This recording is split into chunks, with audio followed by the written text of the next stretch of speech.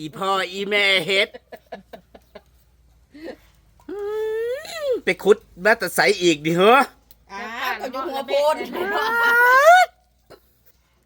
จะนอนเก็บเลยไหมค่ะเขา เฮ็ดปวกพี่น้องเฮ็ดปวกเฮ็ดอะไรอันรอได้ปีนี้โพดโพว่าเฮ็ดปวกหลังจากที่ฝนตก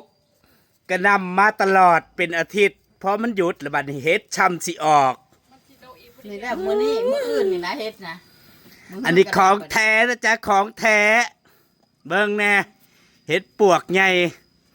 ระบาดช่องมือเลยพากันไปหาเฮ็ดเมื่อวานนี่ไปทางนั้นก็มีแต่คนขุดหัวโพนแตกแตนเบิดโพนได้ก็บ่ได้ยังเรือปลาโลให้ก็แม่นขุดเผือกขุดมันเอาโลดถ้าตีหัวปวกออกมาเข้าให้ เบิ่งแน่เฮ็ดละโงกก็พอเฮ็ดละโงกนี่ มือสั่นดอกบักง่ายเองวิ่งตีปิ้งนะแซ่บปิ้งใส่เกลือเด้ ปาดพี่น้องเฮ็ดมาเด้อใครอยากผู้ใดอยากหาเฮ็ดมาเด้อผู้ใดอยากกินมาเด้อส่วงนี่ เช้าขึ้นว่าอยากมาถ้าบ่มีเมื่อไหร่เลยไป บ่มีจังไดนี่ไปเอาใส่มาสิว่าปลูกไว้ก็บ่แม่น บุญล้นทับดอกว่าจะเห็นอันนี้นะนี่สบาย ไป ดีพี่น้อง ไปแต่4 โมงนะนี่ สวัสดีท่านผู้ชม สบายดีจ้า สบายดีพี่น้องปกปายเบิดสุกุสุคนพี่น้องจ๋าบรรยากาศตอนสายจะ10 โมงแล้วถามว่าตื่นจากโมงเข้าปากแต่จากโมง ต้องไปตั้งแต่ตี 5เนาะแจ๊กเจ้านี่นะเฮือตัวคุณบอกอีว่าย ายลุ้นกันจนบ่ได้รับบ่ได้นอนบ่ได้อยู่บ่ได้กินว่าพื้นเฮ็ดออก บอกเจ้าแจ๊กว่าปิดหัวโคมนี่ว่ามันไปเขาก็ยังเงื้องหุ่งอยู่ ที่ผ่านมาเป็นบ้าเฮ็ดพอบ่ได้เฮ็ดปวกออกต่ออีกไปรีกันที่ไปกัน สิพากันไปอีกแล้ว เป็นร้อยว่าจะกินข้าวอิ่ม แม่น้องเมยน่ะมาแล้วก็ไปอีกแล้ววัดจังสิได้บ่ได้ พี่น้องป้าน่ะระเบิดเถิดเทิงใกล้สะก็บ่ป่านเด้แต่ว่าแต่คือสิออกหลายอีหลีเนาะผู้ใดไปก็จังหวัดได้ไผไปก็ได้ว่าซิมอนพอชัยน่ะไปตั้งแต่ตี 3 ตี 4เอาไปเอาพ่นเดียวด้วยเครื่องกระต้าบ่เป็นเขี้ยวไว้เนี่ย ข้ามบ้านเขาก็ได้แต่บอกกี้มัน เขาได้ซ้อมบ่มื้อวานนี่มันดอกน้อยบ่ทันได้โพเนาะส่วนใหญ่ไผไปก็มีแต่ไปขุดเอาดอกน้อยแต่ว่ามื้อนี้น่ะจูมกับเริ่มบานแล้วสรุปแล้วมีไผอยู่เฮือนจักคนอันนี้แหละ อามาลาก็ไปหาเห็ดบ่ เราไปใช่ตื่นหรือบ่ถ้าคนกายมาน่ะบ่ได้เห็นคนเห็ดอีพ่ออีแม่เห็ดพี่น้องจ๋าอยู่ใส่แน่ออกแท้จริงนะบ่มีนะมื้อนี้ตั้งใจบ่ไปเนาะเมื่อวานนี่ไปตื่นแต่ตี 4แต่เอาไปหาหม่องใดขุดหม่องใดก็มีแต่ดอกน้อยมันก็เลยแบบบ่อยากเอาเนาะแต่เอามื้อนี้ก็เลยคิดว่ามันยังน้อยอยู่ก็เลยบ่ไปดีกว่าถ้าไปก็มีแต่ไปหาขุดเอาแล้วก็เลยบ่อยากไปก็เลยบ่ไปน้ำเขามื้อนี้น่ะพอกลับมาเพราะว่าพากันหาเห็ดมา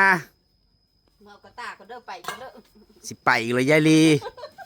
แล้วไปตายแถวโคกแถวป่าเด้อเอาเข้าไปกินอิ่มเลยเนาะไปหามาเอาไปไล่กันช่วงหน้าเฮ้ยสิไปดอนได้อีกอันนี้นี่เด้ดอนอันแถวตะก้าชิมอนนี่มันออกบ่เขาชอบบักเผากะได้ชอบบ่ตะเก้ามันออกเขาก็พออันเลาะมันได้เฮ้ยพี่น้องเมื่อคืนก็กินแกงเห็ดมันนี่ก็แกงเห็ดเอาเมื่อคืนแกงเห็ดน้อยมันเห็ดใหญ่สรุปมันนี่แกงอยู่นี่ถ้าได้แกงแล้วกินตะคืนหาเสตู้ไว้แล้วไปต่อยายรุ่นอย่ามาแกงสิล่างแล้วอีบ่นี่แล้วบ่แล้วก็ย่างมันมาหอดเที่ยงเลยเฮ้ยคิดน้อยคิดใหญ่อันตะน้ำปลาเห็ดพอไปหาดอนนั่นดอนนี่มาแล้วดอนนั่นก็ยังบ่ทันได้ไปดอนนี่เองบ่ทันได้ไปบ่ทันได้ช่องเลยอยากไปให้แม่น้องเมยกับมาแล้วก็ไปต่ออีกพี่น้องวันผู้ใดผู้ใดอยากเฮ็ดอันนี้เป็นเฮ็ดปวกง่ายเลยพี่น้องจ๋าโชว์ใช้ดอนเฮ็ดดังเองเก็บตะโตมันง่ายอันนี้นะมันง่ายไปเบิ่งแน่พี่น้องมันบ่ออกหนักใช่มันเบิ่งแน่งามคักแต่ว่าเขาขายเมื่อวานนี่ก็หลายราคาอยู่เขาขายเริ่มต้นโลละ200โลละ300แล้วแต่บางหม่องก็400ก็มีเนาะแต่ว่ามื้อนี้ก็คือสิราคาสิตกอยู่ เพราะมันออกหลายแล้วผู้ใดไป วันมึงว่าน่ะแสน50น่ะบาทและ 250 จุ่มแสน ถ้าแสนหาแสนหา ไผ 250แสดงว่าราคามันตกแล้วเนาะประมาณนี้อยู่ประมาณ203บ่เกิน300 เบิ่งได้วันไปเลย เพราะว่ามันหลายเนาะ นะมึงบ่ไป อายายรุ่นสิไปอีกแล้วล่างเฮ็ดบ่แล้วละไปอีกแล้ว โอ้ยมันมาหอดเฮือนแล้วมันสิไปใช้เนาะ พี่น้อง จะแม่นซาดเป็นบ้าเฮ็ด มันมาหอดเฮือนเลย ล่างเฮ็ดก็บ่แล้วสิไปต่ออีกเลยยายรุ่นยายลีสะออดบ่พี่น้องจ๋านี่อันที่เห็นอยู่ตรงหน้านี่ไม่ได้ซื้อมานะจ๊ะไปหามาจ้าเฮ็ดพอนี่ไปเก็บไม่ใช่เนี่ย โอ้ยหน้าปลาล้วยนะว่าบ่เก็บเยอะลงผล เฮ็ดพอก็เฮ็ดปวกพี่น้องอันนี้เพิ่นสิแกงบ่เฮ็ดซัมมะปีบ่ออกบ่แต่ว่าเฮ็ดละโงกก็เริ่มออกแล้วเด้อพี่น้องนี่นี่เฮ็ดละโงกนี่เฮ็ดละโงกขาวอ่ะเบิ่งในไข่บักใหญ่ซ้ำกับไข่งูจงอางอร่อยแต่ว่ามันหอมเด้อพี่น้องหอมเนี่ยเบิ่งแน่ดอกเดียวนี่10 ดอกก็พอแกงแล้ว แม่เอาโทรศัพท์ไปเดี๋ยวติ ยายรุ่นเป็นบ้าเฮ็ดพี่น้องจ๋าลองไปตายแถวโคกได้ยาว ตายแล้ว กินข้าวเช้าหรอบ่ กินแล้ว ไปหาก็มาย่างจนแต่ว่ากว่าสิได้ป่านนี้พี่น้องก็ย่างขาลากพอสมควร ยายลีน่ะไปถ่าแล้วบ่ไปจังไดดอนนั่นก็คือสิออกดอนนี่ก็คือสิออกพี่น้องจ๋าสภาพนาง ตื่นตั้งแต่ตี4ตี5พุ่น เมื่อคืนนี้เฮ็ดเค้กฮอตตีหนึ่ง กลางคืนนางก็เฮ็ดเค้กจนบ่ได้ออกมากินข้าว ฝากไปหาน อนแค่บ่กี่ชั่วโมงตื่นเช้ามาไปหาเฮ็ด มานอนเองแรงเดี๋ยวสิกลับไปเปิดร้านต่ออีกไหวบ่40 โมงกันได้อพี่น้อง เปิดเที่ยง โพดโพ เป็นบ้าเฮ็ด ของก็อยากขาย เค้กก็อยากเฮ็ด เฮ็ดก็อยากไปหา น้ำก็ใครดี แต่นางบอกว่ามื้อนี้ก็สมใจตั้งใจที่ไปหาอยู่ ไปแล้วก็ได้มาเนาะก็บ่เสียเที่ยว คุ้มค่ะ มาล่างทำแม่เฮ็ดนี่หามา ตอนไปหาน้ำมวนอยู่พี่น้องดอกน้อยดอกใหญ่เก็บเรียบ แต่พอหามาแล้วมันขี้ข้านล่างได้บัดนี้มาแล้วก็กองไว้อยู่นี่ละแต่ว่าไปหาต่ออีกแล้วยายรุ่นกับยายลีจิมอก็ใส่ก็ได้ว่าเกือบกระต้าว่าสันว่าเมื่อวานเขาก็ไปก็ได้บักหลายมีแต่ดอกหน่อยมันเมื่อวานนี่ผู้ใดไปก็ไปคุดเอาพี่น้องบุ้ยผู้ใดได้ดอกใหญ่เด้เมื่อวานนี่บริซ้ำนี่เด้มันยังว่าได้โพซ้ำพากันไปคุดเอาอันนี้ก็แทบสิบอยากขั้นโพดินได้นี่แต่ว่ามันเป็นดอกแล้วเมื่อวานนี่คุดกับมากกับมีแต่ขามันน่ะมันบ่มีดอกเนาะนี่อันนี้เนี่ยมันบ่ทันได้อยากโพดินซ้ำได้นี่นะนี่ซ้ำนี่มันโพแล้วนี่ซ้ำนี่ผู้ที่แกงแซ่บพี่น้องหนึ่งเนาะผู้ใดอยากได้ก็มาหาเลาะเสือเด้อแถวหมู่บ้านบ่มีนี่ผู้ใดไปก็ได้ผู้ละกระตา2กระตาผู้ละหาบก็มีเนาะเขาเจ้าได้ยินว่าเขาเจ้าขายกิโลละประมาณ200หรือ250 บาทนี่แหละบ่แพงเนาะก็ถือว่าถูกอยู่เด้มันบ่แม่นดอกบานเนาะพอเฮ็ดมันหลายซุมื้อนี่ก็ไปขายก็เขาเจ้าสิขายยากอยู่สิไปขายกิโลละ3-400ก็บ่มีผู้ซื้ออีกผู้ใดไปเขาเจ้าก็ได้เนาะมื้อวานนี่ขายแพงอยู่เพราะว่ามันสิเป็นมื้อแรกมื้อนี้ได้ข่าวว่าชาวแสงว่าเขาขายกิโลละ250 บาทเงินกีบก็150,000กีบเพิ่นว่าเอามาแล้วมาขูดพี่น้อง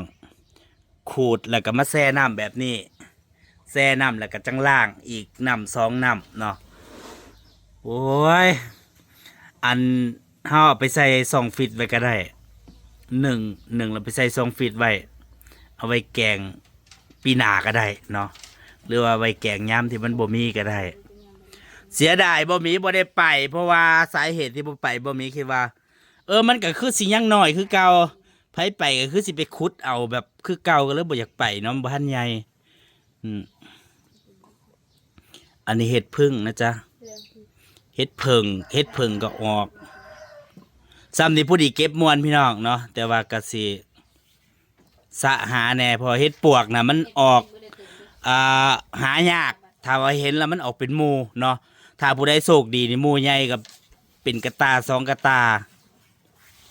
แล้วแต่หมู่น้อยหมู่ใหญ่นี่ถ้าสิเก็บม่วนไอ้ลีคือต้องเป็นรุ่นนี้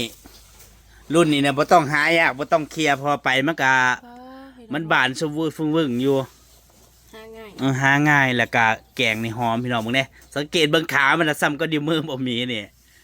อันนี้เขาเอิ้นเฮ็ดปวกใหญ่พี่น้องเนี่ย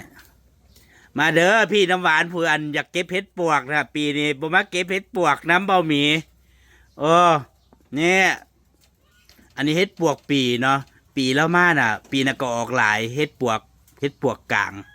ส่วงดำหน้าแล้วเนาะพี่น้ำหวานเพิ่นบินตรงมาจากเมกาพุ่นน่ะมาเก็บเห็ดโดยเฉพาะนี่เบิ่งแน่เนาะอยู่เมืองนอกเมืองหน้าก็สิหากินยากอยู่ถ้าซื้อกินก็คือสิแพงเติบเนาะบ้านเบาหมีนี่ก็ธรรมดาตอนนี้เพราะมันออกหลาย แต่ว่าต้นปีนะกิโลละพันผู้เด้พี่น้องขนาดเฮ็ดพอกันยังแพงกิโลละพันแต่ว่าตอนนี้เฮ็ดพอก็ประมาณโลละ200นี่ล่ะตอนนี้เขาบ่สนแล้วอันนี้เฮ็ดเพาะแน่เฮ็ดปวกแน่ได้เนี่ยเฮ็ดแดงก็ออกนี่เนาะเมื่อวานยายรุ่นไปก็ได้บักหลายอันซ้ำนี้ยังบ่ทันโพดินหามาแล้วมีผู้อยากล่าง หามานี่ล่างนี่มันเมื่อยกว่าไปหาได้พี่น้องเนาะเพราะมันบ่ได้ตื่นเต้นจังไดมันก็อยู่ในกระโตกในถาดอยู่แล้วแต่ว่าไปหานี่แบบแค่เขาเห็นอย่างสินะมันก็ตื่นเต้นแล้ว เก็บมวนปลาหกปลาได้กระหมุนไปยุ่งหลายปลาได้กระบริสนเขาเพียงแต่เห็นเห็ดเนาะดอกน้อยดอกใหญ่เก็บเรียบพอกลับมาถึงบ้านแล้วก็ขี้ข้านล่างเนี่ยมันออกลายลีก็คือมีแต่ไปหาอย่างเดียวมาแล้วก็กองไว้ใส่กระมังปิดไว้แล้วก็ไปหาต่ออีกนี่เมื่อวานนี่ผู้ได้ไปก็ได้แต่ว่ามันดอกน้อย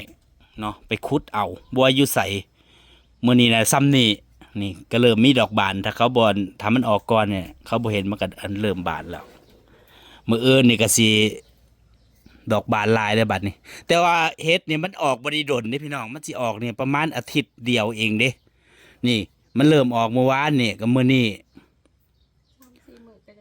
อีก3-4 มื้อคือว่าเบิดแล้วตัวได้ออกน้ำหลังมื้อนี้ก็มื้อ2 มื้อก็บานแล้วก็เบิดแล้วแป๊บเดียวเนาะแต่ว่าปีนี้ก็คิดว่าสิบ่ได้เก็บเฮ็ดแต่ว่าก็ได้เนาะรอบที่แล้วมันออกบ่ได้หลายเพราะฝนมันบ่ได้ตกแต่รอบนี้สมกับฝนตกมาตลอดเป็นอาทิตย์เด้มันตกซุมื้อแต่พอมันแห้งมันแดดแล้วเฮ็ดมันออกเนาะคันมันเปียกมันแฉะมันก็บ่ออกเด้สาวแสงเพิ่นก็สิกลับไปเปิดร้านช่วงบ่ายนะจ๊ะมื้อเช้ากินข้าวหยังแกงเฮ็ดกับป่นเฮ็ดพี่น้องอันนี้เอาไปเฮ็ดแจ่วเฮ็ดแซ่บเด้เอาไปเสียบไม้ดอกตูมมันน่ะแล้วไปย่างหอมๆมันสิรสชาติหวานแล้วเอามาตำเนาะแต่เอาไปพัดก็แซ่บพัดกะเพรามันสิกรอบหวานแต่ว่ามันมีดอกแบบนี้มันแซ่บถ้าเกิดว่าเขาไปขุดเอาดอกน้อยๆมันน่ะมันแข็งขะแยะอยู่มันบ่ได้มีรสชาติเป็นเฮ็ดแต่มันก็หวานอยู่แต่ว่าเนี่ยพอดีแกงนี่ดอกใหญ่มันนี่หอมเนาะอันนี้ก็แกงแซ่บแต่บ่ทันว่าเฒ่าดิเนาะมื้ออื่นน่ะมันสิเฒ่าแบบบานแบบอันนี้เขาเอิ้นว่ากำลังสิบานน่ะนะเอาไปปิ้งดอกบาน10 ดอกก็พอแกงแล้วมาเด้อพี่น้องผู้ใดอยากกินเห็ดเนาะแต่ว่าการที่หาเห็ดต้องเป็นผู้เชี่ยวชาญเท่านั้นนะจ๊ะถ้าผู้ใดบ่เคยไปหานี่ก็แม่นพอเห็ดปวกมันออกเฉพาะที่มันเคยออกถ้าหม่องบ่เคยออกมันก็บ่ออกเด้ถ้าเฮาฮู้ว่าเฮาเคยเก็บหม่องนี้ปีก่อนปีนี้มันก็ออกคือเก่าเห็นบ่เขาเจ้าถึงไปขุดน่ะพอเห็ดปวกออกปุ๊บนี่เขาขุดหาโลดถ้าคนเฮาเก็บนี่นะบ่มีใครเคยเก็บเฮาก็ยังบ่เคยเก็บคือกันบ่บางทีมันก็ออกบอนใหม่เดแถวห้องแถวนายายรวยน่ะอันนี้ก็บ่ได้ไปหาไก่เด้พี่น้องหาปลาแถวนี่ล่ะเนาะบ่ได้ บ่ได้ไปโคกไก่ เลาะเป็นเมื่อยเลาะมาที่ภาษาว่าสิบอก เมื่อยก็บ่ได้ว่าเมื่อยว่าแต่เฮ็ดออก ไปอีกแล้ว ไปอีกแล้วยายรุ่นน่ะ เขาว่าท่าน ยายลี อย่าลืมไปดูอันเก็บเห็ดที่ซ่องเรานะทุกคนสบายดี อย่าลืมพี่น้องจ๋าว่ามันหมู่น้อยหมู่ใหญ่สำใดไปเบิ่งจากซ่องจริงสาวันไปเก็บนะจ๊ะ ยังโหลดบ่ได้สามทีมัน30 กว่านาทีหู นี่เมนูเพิ่นเนี่ย เห็นบ่อันนี้ก็เป็นแจ่วเห็ดนี่แจ่วเห็ดแกงเห็ดปวกนี่ อันนี้ปิ้งเห็ดละโงก เห็นบ่เมนูเห็ดล้างหามาแล้วก็ล้าง เมื่อยตรงนี้แล้วเมื่อคืนก็แทบสิบ่ได้กินข้าวแรงล้างพันล้างเห็ดน้อยมันล้างยาก แต่ว่าอันนี้มันสิล้างใหญ่อยู่ล้างง่ายอยู่มันดอกใหญ่เนาะดอกที่ไปหาขุดมานะมันน้อยล้างยาก ค่อยว่าแล้วอ่ะแม่ค่อยเห็นเห็ดมันตอนไปอีกตอนเฮาไปหากับ อยู่บ่ได้เด้คันเฮ็ดออกคันอันนี้น่ะ ไปหาได้แห้งก็ไปเนาะ มวน อืมแทบสิบ่ได้กินข้าวกินน้ำไปหาเบิดมื้อแต่ว่าแล้วแต่ดวงเด้พี่น้อง บางคนเขาไปหานี่บ่ได้ แต่ว่าบัดพอเฮาไปหาก็ได้เนาะไปถึกหม่องก็ได้ จะโดดกันยังมี อืมบางเทื่อเขาไปหาเบิดรอบเช้าตอนเย็นไปรอบเย็นก็ได้เด้อืมแต่พอเย็นมามันก็สิใหญ่กว่าเก่าเนาะ เคยเฮาเก็บใส่กระตาคือบ่ได้หลายเนาะบัดถอกใส่กระโตกให้เต็มกระโตกให้ชูเฮาเก็บใส่กระตาอีกแหละ เฮ็ดปวกใหญ่เนี่ยมันเก็บได้หลายไว้บ่คือเฮ็ดปวกน้อยเฮ็ดปวกน้อยเนี่ยเก็บจนเมื่อยก็บ่เต็มกระตาจักเทื่อเนาะอันนี้แป๊บเดียวนี่เก็บม่วน ถ้าแม่นมันซ้ำนี่ได้เป็นหาพุ่นอันนี้ บาทน่ะเก็บม่วนเด้มันดอกใหญ่แล้วเฮาบ่ต้องเคลียร์หาสะหามีแต่จิ้มเอา มันเห็นง่าย ดอกจูมนี่คันเห็นหมู่หนึงแล้วเฮาต้องสะหานั่นแหละพี่น้องจ๋ามาวันนี้ก็สิขอเก็บภาพบรรยากาศไว้เพียงเท่านี้รอลุ้นรอบต่อไปว่ารอบ2สิได้บ่ เวทมื้อ คิดว่ามารอบ2แล้วสิแล้วว่าติเพราะรอบแรงก็ไปอีกเด้อนี่บ่แล้วเนาะแห้งได้แห้งไป ไปแล้วท่านผู้ชมสบายดี ผู้ใดอยากกินแกงเฮ็ดหรือว่า1เฮ็ดแจ่วเฮ็ดก็สิกินเพื่อดอกพี่น้องกลืนน้ำลายอยู่หั่นล่ะ